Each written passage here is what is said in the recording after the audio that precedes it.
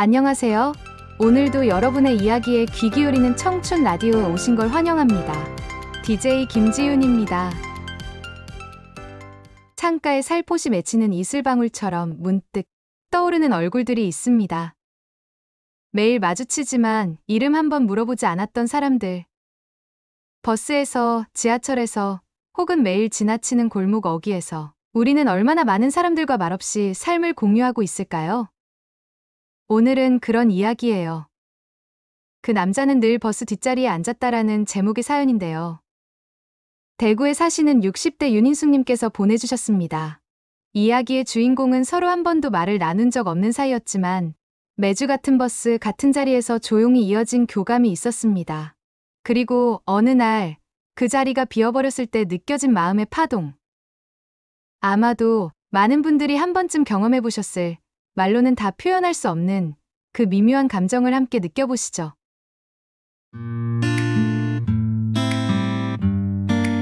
요즘 들어 아침이면 이상하게 창문이 자꾸 흐려집니다. 어제도 안경을 3번이나 닦았는데 말이죠. 나이가 들면 모든 것이 조금씩 흐릿해진다더니 내 시력만의 문제는 아닌 것 같아요.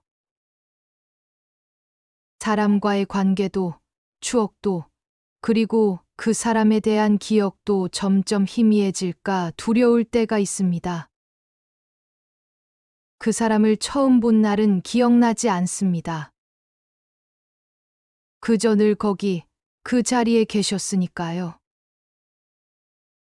마치 버스의 일부처럼, 창가의 풍경처럼 존재했어요. 618번 버스. 맨 뒷자리 오른쪽 창가. 매주 수요일 오후 문화센터 수채화 수업을 마치고 그 시간에 버스를 탈 때면 그분은 늘 그 자리에 앉아 계셨어요. 회색 머리를 단정하게 빗어 넘기고 검은 점퍼에 깔끔한 바지를 입은 모습. 항상 정갈하게 다림질된 옷, 반듯한 자세가 인상적이었습니다. 창밖을 물끄러미 바라보는 옆 얼굴은 늘 어딘가 먼 곳을 향해 있는 듯했어요. 그 표정에는 말로 설명하기 어려운 깊이가 있었습니다.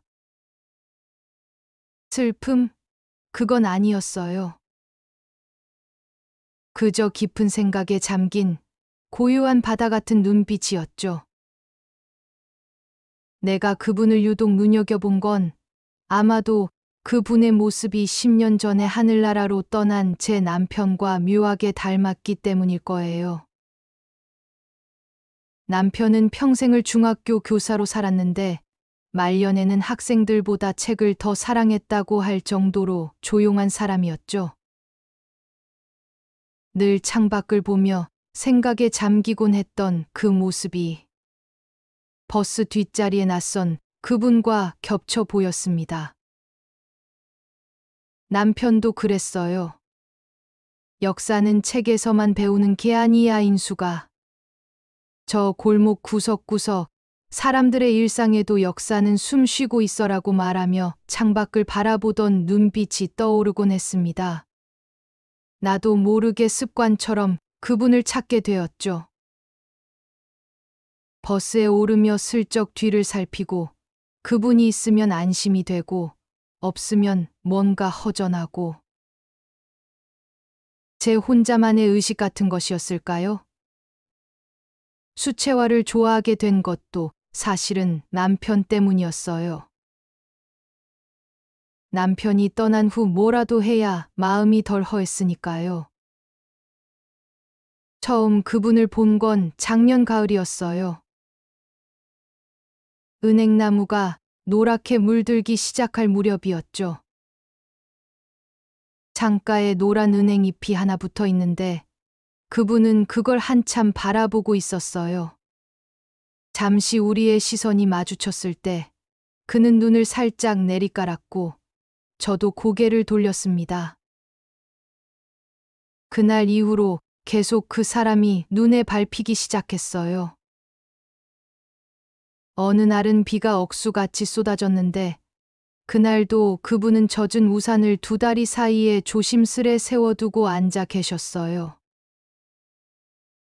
다른 좌석이 있었지만 그날따라 왠지 그분 옆에 앉고 싶어졌어요.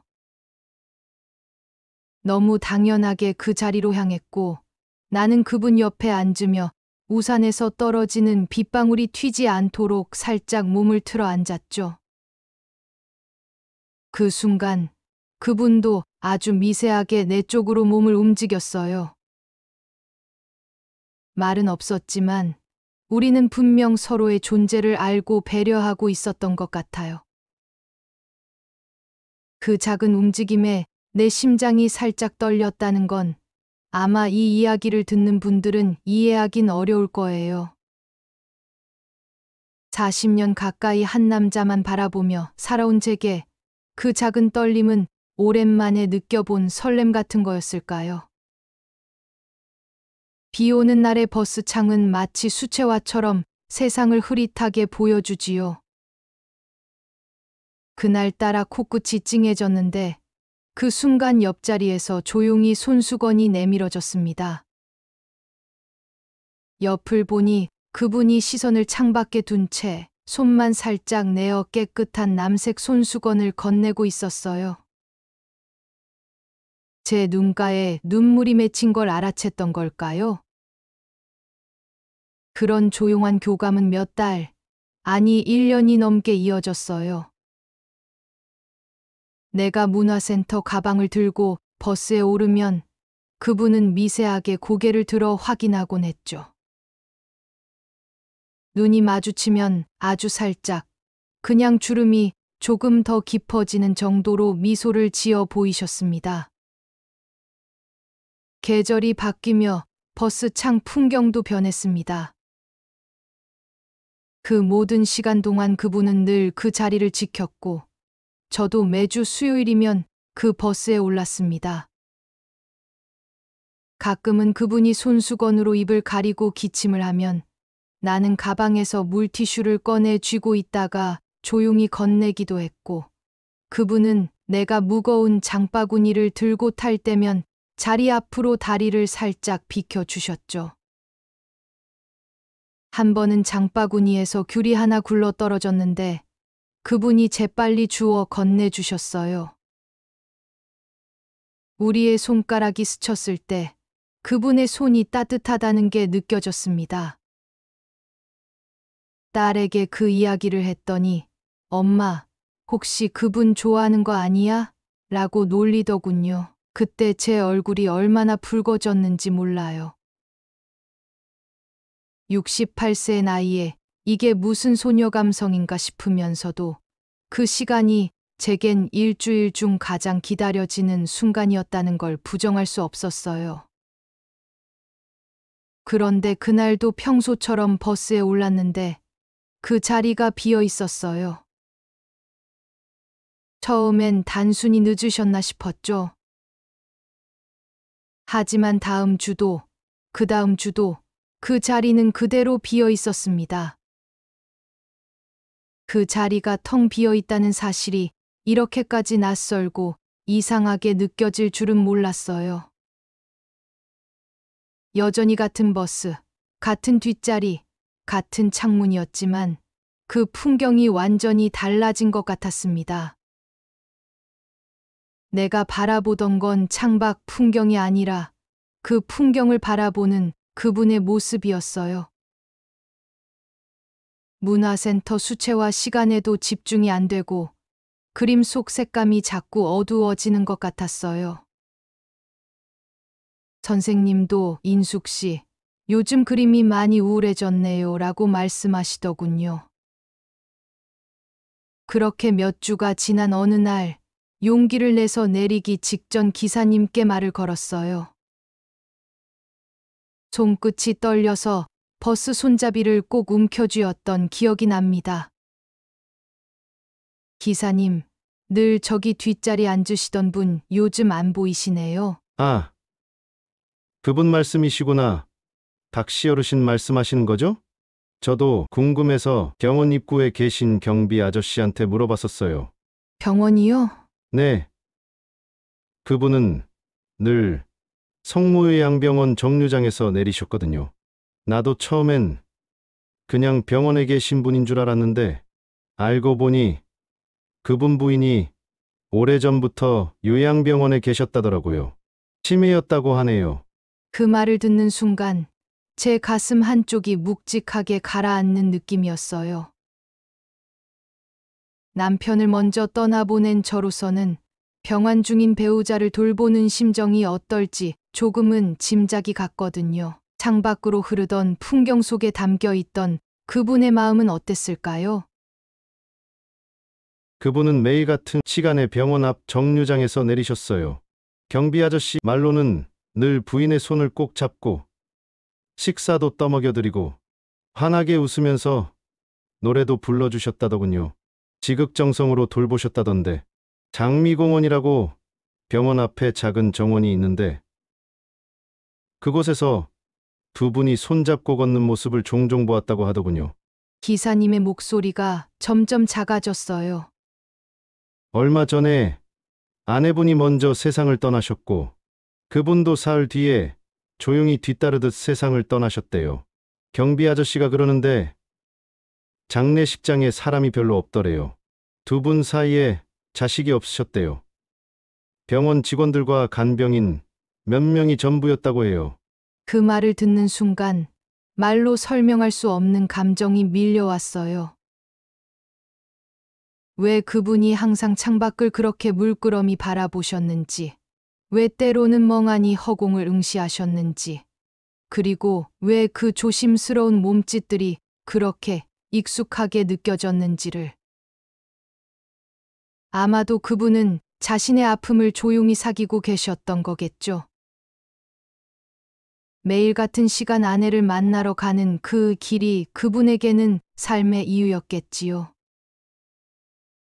버스에서 내려 집으로 걷는 내내 눈물이 멈추지 않았어요. 이름도 모르는, 한 번도 말 한마디 나누지 않은 사람인데 어쩐지 오랜 친구를 잃은 것처럼 가슴이 아팠습니다. 집에 돌아와서야 깨달았어요. 그분에게서 느꼈던 익숙함은 바로 제 남편과 같은 혼자만의 세계였다는 것을요. 두 분 다 겉으로는 고요하지만 내면은 깊고 맑은 파도처럼 출렁이는 분들이었습니다. 그날 문득 서랍을 열어 남편의 사진을 꺼냈어요. 보통은 생각만 해도 마음이 아파서 자주 보지 않는데 그날은 왠지 사진 속 남편의 웃는 모습이 따뜻하게 느껴졌습니다. 사진을 향해 속삭였죠. 여보, 당신과 비슷한 분을 만났어요. 당신처럼 말없이 사랑하는 법을 알던 분이었어요. 그날 밤 꿈에서 저는 618번 버스를 탔어요. 버스에는 제 남편과 그분이 나란히 앉아 있었고 두 사람 다 창밖을 바라보고 있었습니다.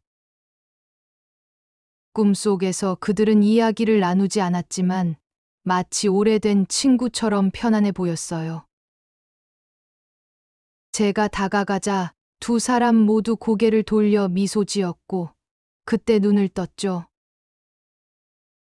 내가 그 버스 뒷자리에 처음으로 앉아본 건 그 주 금요일이었어요.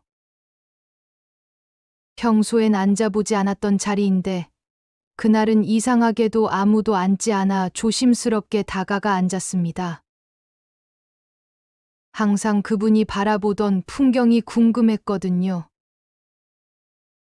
등받이에 등을 기댔을 때 이상하게도 그 사람의 체온 같은 게 느껴졌어요. 손잡이를 잡은 손끝이 조금 떨릴 정도로 창밖을 보자 지금까지 몰랐던 새로운 세상이 펼쳐졌어요. 버스가 지나는 길이 살짝 내리막이라 이 자리에서는 도시의 전경이 한눈에 들어왔습니다. 저 멀리 앙상한 겨울나무 너머로 성모요양병원의 하얀 건물이 보였고 그 뒤로 작게 보이는 장미공원의 벤치가 눈에 띄었어요. 이 자리에서는 해가 질 때 노을이 가장 아름답게 보이는군요. 석양이 병원 건물 위로 늘어지며 하늘을 붉게 물들이고 있었어요. 그래서 그분이 항상 이 자리에 앉아 계셨던 걸까요? 아내가 있는 병원을 향해 가는 길에 이렇게 병원을 바라보며 무슨 생각을 하셨을까요? 그 자리에 앉아 같은 풍경을 바라보니 그분의 깊은 침묵이 이해가 되는 것 같았어요. 창밖을 보며 조용히 속삭였어요. 잘 가셨어요. 하늘나라에서는 부인이랑 아프지 말고 꼭 행복하게 사세요. 그 한마디에 눈물이 주르륵 흘러내렸어요. 무언가를 오래 눌러두었다가 놓아주는 순간처럼 그분에게 꼭 누군가가 마지막 인사를 건네야 한다는 생각이 들었거든요. 자식도 없고 장례식에 사람도 없었다고 하니 그분의 존재를 기억해주는 사람이 필요하다고 느껴졌어요. 그날 이후 저는 문화센터 선생님께 부탁해서 수업 시간을 바꿨어요. 뒷자리 창가에 앉아 버스가 지나가는 풍경을 그리고 싶었거든요. 화폭에 담고 싶은 그림이 생겼다는 말에 선생님은 반가워하셨죠. 하얀 도화지는 점점 형체와 색깔이 입혀졌습니다. 창밖으로 보이는 성모요양병원과 그 앞 버스 정류장을 그렸습니다. 석양이 병원 지붕 위로 물들고 작은 장미공원의 벤치에는 아무도 앉아 있지 않았지만 어떤 흔적처럼 두 사람이 앉았던 자리를 희미하게 표현했어요. 수채화의 번짐을 이용해 두 사람의 모습을 암시만 했지요. 나중에 알게 된 사실이지만 그날이 마침 그분이 돌아가신 지 정확히 49일째 되는 날이었어요. 우리 어른들은 49일에 망자의 혼이 이승을 완전히 떠난다고 믿어요. 그날 그 그림을 그리면서 마치 그분에게 작별 인사를 건네는 기분이었어요. 매주 성실하게 그림을 그리면서 저는 깨달았어요. 말을 하지 않아도 교감하는 방법이 있다는 것. 그리고 그 연결은 죽음으로도 완전히 끊어지지 않는다는 것을 남편과 그리고 그분과의 인연을 통해 배운 소중한 깨달음이었습니다. 지난주에 문화센터 전시회가 있었는데 저는 그 버스 뒷자리에서 바라본 풍경 그림 시리즈를 전시했어요. 햇살 가득한 날, 비 내리는 날, 눈 오는 날, 계절마다 달라지는 같은 풍경이었죠. 선생님은 제 그림이 많이 밝아졌다고 하시더군요. 전시회 폐막 날이었어요. 평소처럼 618번 버스를 타는데 기사님이 저를 부르셨습니다. 아주머니, 매주 수요일에 타시는 분 맞으시죠? 그 뒷자리에 앉으시던 박씨 어르신 기억하시죠? 놀란 마음에 고개를 끄덕였더니 기사님이 작은 수첩 하나를 내밀었습니다. 그분이 돌아가시기 전에 저한테 이걸 맡기셨어요.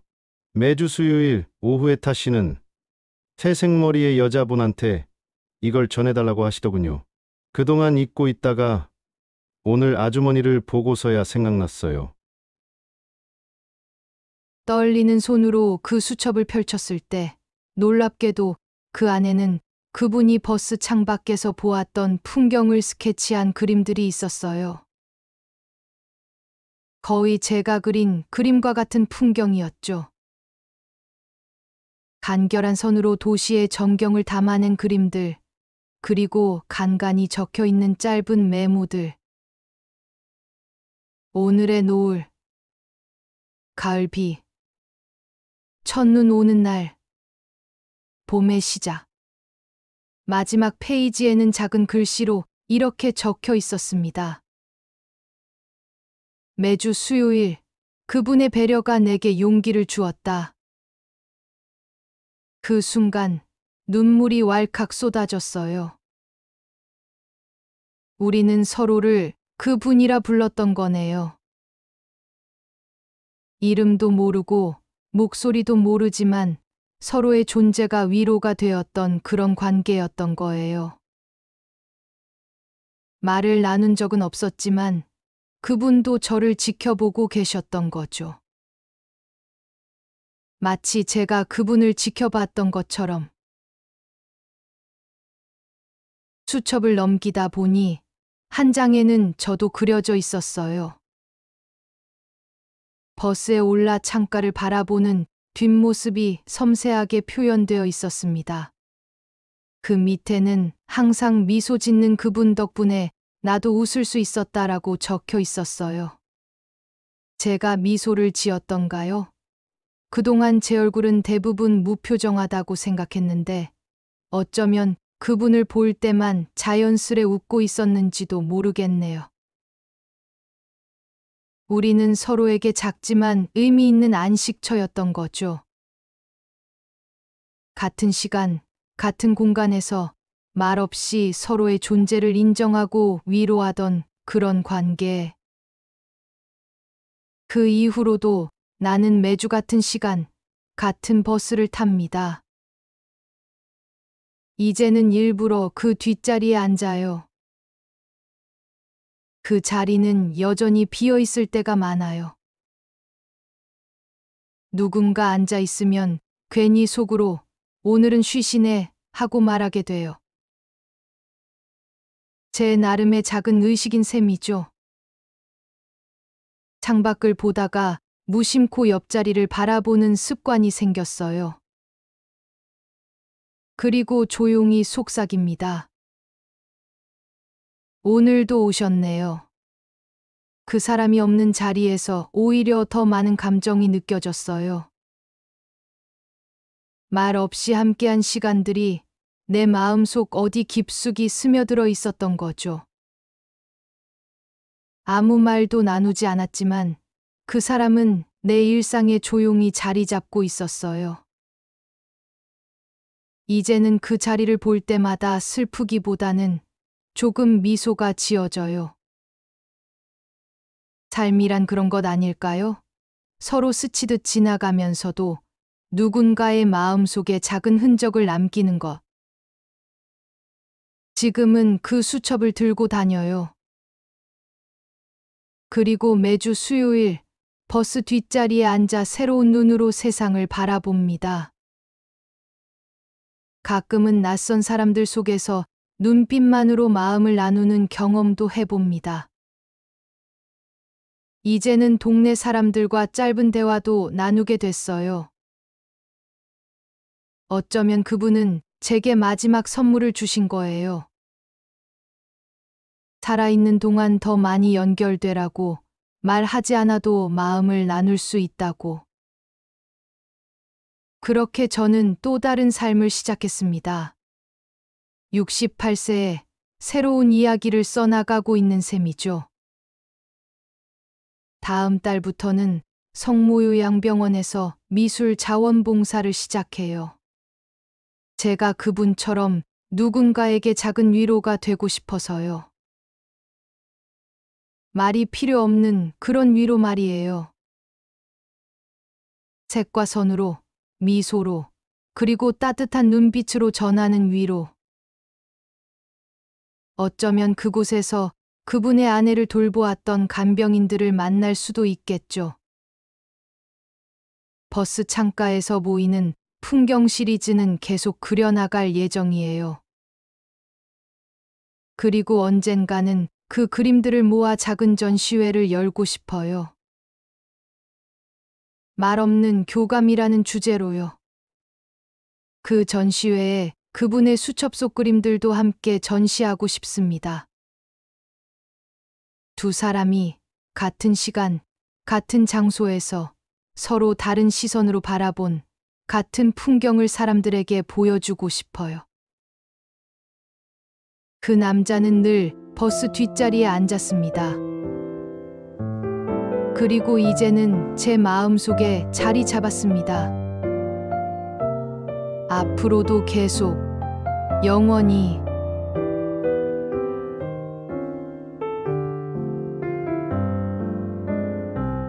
말없는 교감의 깊이를 윤인숙님의 이야기를 통해 느껴보셨습니다.